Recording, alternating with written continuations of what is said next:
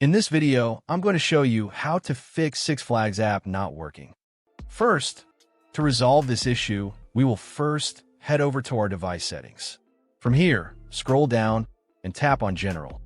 Once you're in the General Settings tab, look for iPhone Storage option and tap on it. Over here, you can either search for the app or you can scroll down and look for it. Then, tap on the app. On the next screen, you need to tap on the Offload app option. A confirmation pop-up will come up. Now tap on the Offload app option here. It'll take a bit for processing, and then a reinstall button will show up. Simply tap on it to reinstall the app. This should resolve the issue, but if it doesn't, then you need to check if the app is running an older version. Head over to App Store. From here, double tap on this search icon in the bottom right corner, and then search for the app.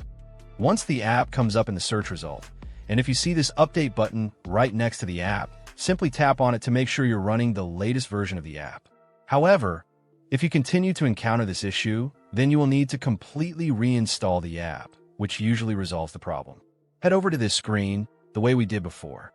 And over here, tap on the Delete App option here to uninstall the app from your device. A confirmation pop-up will come up. Now tap on the Delete option here. Once uninstalled, open up App Store and search for the app in the search bar. After the app comes up in the search result, simply click on this cloud icon to install it back onto your device. Hopefully, this resolves the issue. If it does, consider sending a super thanks to support our channel.